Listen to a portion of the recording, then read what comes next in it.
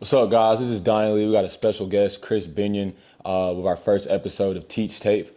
Today, we'll be breaking down some film from Khris, starting receiver at the University of West Alabama, and one of the best receivers, D1, D2, D3, all the way through, and excited for him to show that off this upcoming fall. In this first clip right here, Khris, walk us through your thought process. Obviously, we're here in the red zone. It's a quick game. You make a huge catch, split the defenders.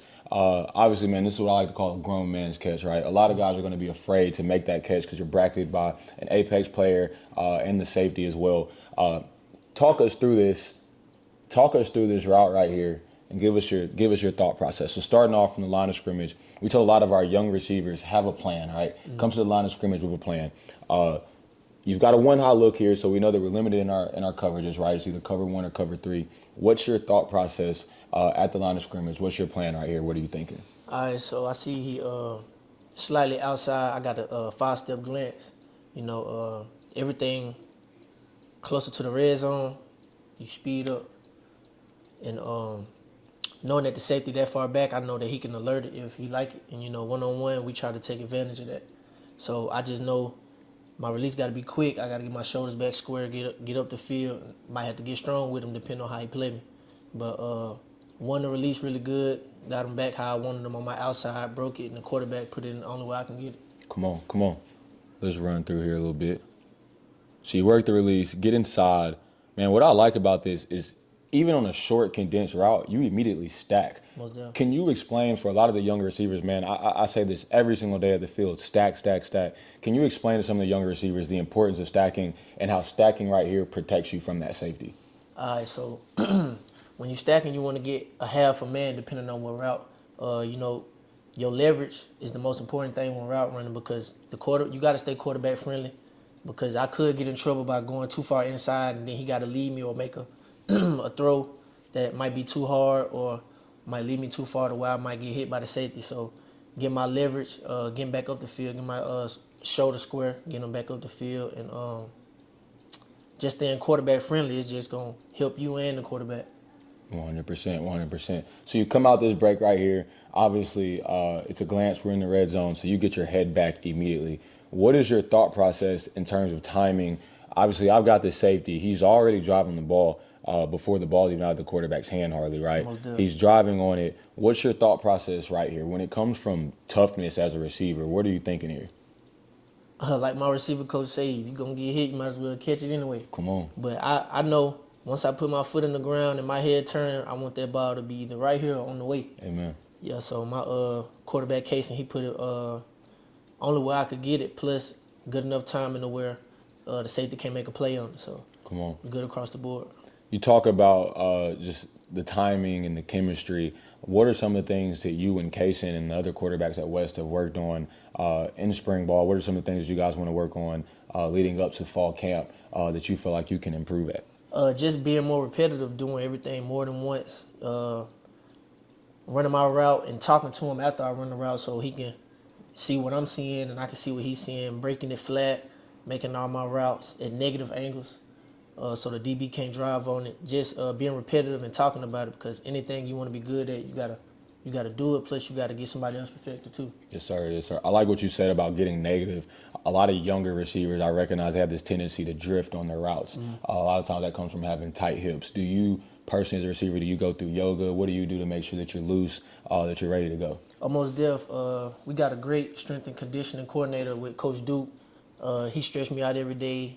If I got something going on, he going to make sure I get right before practice. But this season, I know it's going to be special for me because I'm taking more care of my body, getting ahead of stuff versus being on the back end. So Come on. Yep. Prehab as opposed to rehab. I like that. Almost done. And so right here, splits safety, catches the ball, 6 for 6, man. We're going to hear it a lot at the University of West Alabama. GSC, be on the lookout, man. Thanks. Let's get to this next clip right here. Man, I absolutely love this release, right? Hezzy release. I tell guys all the time, man, when you're working your release at the line of scrimmage, you want to approach it like a basketball player. I tell guys, hoop. I want to see the basketball on the string. Move your shoulders east to west. Really move the defender. A lot of guys don't know this. Khris Binion is arguably one of the best basketball players to ever play high school ball in the city of Tuscaloosa. And when you see him on the football field, it's almost as if he's still playing basketball. How do you utilize your previous playing experience as a childhood basketball player, as an elite hooper, when you're on the field? This is very clearly a hezzy basketball move right here. What's your thought process? Once again, we've got a one high look. We can tell from the safety's eyes that it's going to be straight man. He's not looking inside. What's your thought process lining up? How did you decide on that release? Is it something that you decided on pre-snap, or once you got into the route? What's your thought process through this? I realized that he wasn't trying to put hands on. He was trying to mirror, and then I seen when he opened his hips, I just wanted to give him something to make him get stuck even more. Come on. So with the basketball thing, you really just don't want to get touched. You know, I can go back to high school days, being on scout team, having to go against Caden Campbell, Brandon Bishop. Brandon Bishop was strong, still strong. Come on, getting ready for the NFL draft this year. Yeah, most def. Most look to him, but trying not to get touched by him, I had to get creative, had to learn something, because when he touched you, it's over with. Right. So just trying to close the space, get up on him, and then give him that right there just to freeze him, because I know what I got. He don't know what I got. Right. So then when I try to run from him, try to restack and get that half a man, then when I seen the ball coming, he kind of gave me a ball that was a little more flat. So I just had to put my body back into him, create that space, catch it, and I was 6. And we talk about basketball. I know we primarily talk about the offensive side and working the crossover. But when you stack this guy right here, what does that look like on a basketball court, the move you just made right there? And one. You just blocked him out. Yeah. You just boxed him out, excuse me. Facts, got to use that body. I'm 185 now, so. Come on, big boy, no little boy. I like how you use your arms to fight pressure with pressure. A lot of receivers get caught up in being too soft when they're playing ball. If a DB is going to touch you, you should touch him as well. And again, this is why we talk about the importance of stacking, because if Khris doesn't stack right here, that's not a catchable ball. This is teach tape right here. This is teach tape. I stack the guy. I give my quarterback a spot to throw the ball. I don't run to the 12th man. Man, that's as good as it gets right there. That's elite. That's elite route running. All right, let's get to this third clip. Once again, another great release. Immediately stacks the guy. So we got a little bit of different defensive look right here, right? We got a two-high shell. Walk me through your breakdown of the shell, the apex player. What pre-snap coverage are you thinking right here? I'm thinking some form of 4, because they pressed on both sides, but I just know they're going to try to keep everything in front. And before the play, I hear my position coach, he's somewhere in the video screaming 6. So you know what time it is. Come on, 6 for 6. Let's see it. Works release, good hezzy. Stacks the guy with a sense of urgency. The DB has no choice but to hold you. Yeah. And this is what I like to teach a lot of younger elite receivers. Don't complain about being held. If you're a good receiver, it's a compliment. It's a compliment. Thank you. If you're a good receiver, it's a compliment. Now you can communicate on game day with the referee like, yo, ref, he's holding me. But I think that you should get comfortable being held and getting PI'd at practice, so that when you get into the game, everything feels a lot easier. I'd say that's one of. And one, we're going to the line. Come on, and 1 10 times out of 10. I like that a lot. Finishes this off, stacks. The guy holds him. That's 15-yard penalty. It doesn't even matter. That's 6 for 6. Man, that's great. That's great football right there. All right, we'll get into this last clip right here. Once again, we've got a one-high look. Oh, I apologize. We got 2 more clips. We got a one-high look. So break us down on this one. So we talked about this before. This is a timing route, right? So explain this to us. I know you said everything's about the steps and the timing. Talk about the importance of making sure you get to your spot when your quarterback expects you to get to your spot. And also, if you can, you mentioned earlier about getting negative. Man, you do a great job of getting negative right here in what we call QB friendly. Can you walk us through this route as well? All right, most definitely. We backed up about the 3-yard line. Got a 6-step out. It's going to give me about 10 yards.